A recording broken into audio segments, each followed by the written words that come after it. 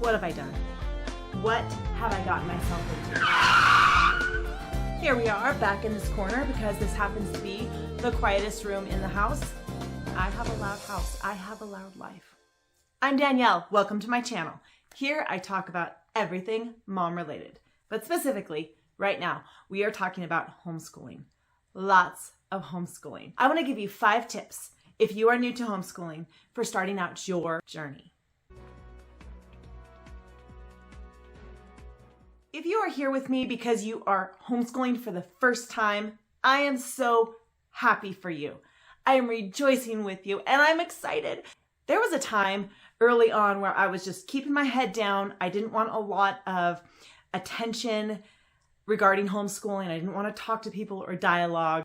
I wasn't trying to talk anyone into homeschooling, and I also did not want anyone to talk to me and try to dissuade me from my commitment to homeschooling. I had some confidence issues. My dad would ask me dates about different historical events, and I'd be like,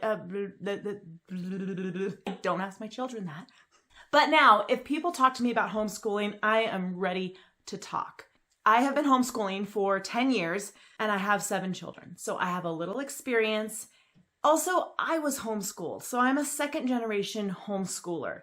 This is not something I am just trying. I am in it for the long haul.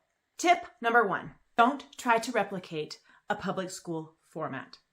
You are a homeschool. I've talked about it before in my other videos, but this means you can look however you want. You can school your children however best suits your family and your children, your schedule, your life. It has to look like this. These are the subjects, these are the hours we need to spend every day, and this is how our children should look, nicely seated around the table. In fact, I still struggle with that. I have 5 boys. I'm still flabbergasted by the amount of energy they have, the amount of movement. Sometimes I don't understand. Can't you just sit still for like 5 seconds? There is a freedom in homeschooling that you need to embrace. Number 2, know why you are homeschooling. Now, you can write a mission statement. You can just sit down with a napkin and say, I want to homeschool because, and fill in that blank. This doesn't have to be complicated. You don't even have to write a whole paragraph. I've written many things over the course of the 10 years to just keep myself reminded and to keep myself in that mental headspace that says, these are really good reasons. These are important reasons. I always want to be remembering that. So write down your reasons. My dad, when we were growing up, would tell people, because he was just like a matter-of-fact guy. He didn't want to debate with you. He didn't want to argue with you regarding it. This is just what we did. We homeschooled. My kids need to know about God. My kids need to know about family, the value and the importance of family. And my kids need to know how to make money. And the public school doesn't teach them that. This is the reason we do this. You will have hard days when you're homeschooling. And so if you don't know why you're doing it, you will be tempted to quit. You will be tempted to throw in the towel and say, I didn't sign up for this. My 3rd tip for you is to attend a homeschool convention. My husband works really hard to make this happen for me because it inspires me. And usually that inspiration helps carry me through the entire school year. So I attend CHIA, and maybe I'll link that in the description box, but it is Christian Homeschoolers Education Association, CHEA.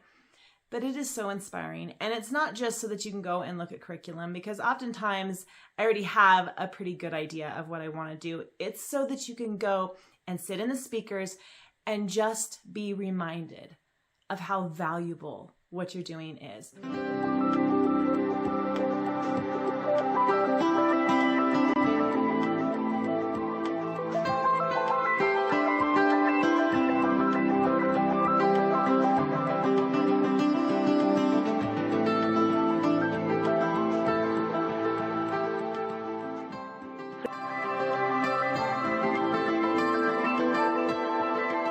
Last time I went in May, and I think for one of the speakers, I just sat on the floor because I had a baby and she was playing on the floor, and I just cried the entire time.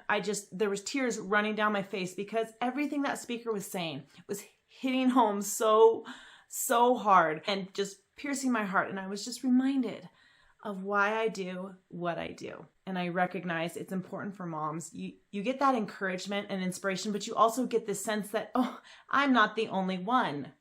I'm not the only one. My fourth tip is no, you are not locked into anything. And what I mean by that is you might have a curriculum picked out, you might have your time frame down, and you got it just all set up. You have your plan. You know what? Life happens. You can change things up at any time. If a curriculum you've chosen, or maybe just a certain subject, isn't working great for one of your children, you can switch that up. You don't have to finish the book. A powerful statement I just made. You don't have to finish the book. If you are homeschooling between 9 and 12, something happens, stop. You can homeschool in the afternoon. You can call it a snow day, even if you don't have snow. We're taking a snow day today, people. My fifth tip for you is an important one. It's this. You don't have to know everything in order to teach your children. You don't have to be an expert at everything. One of the beauties of homeschooling is that you get to learn with them. I mean, right now, I am teaching my 13-year-old pre-algebra. I didn't remember anything of pre-algebra before I started. I'm having to learn it with him as we go.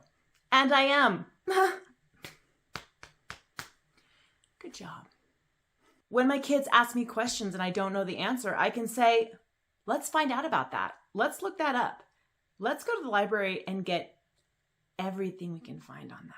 I love the conversations that happen because you're learning together.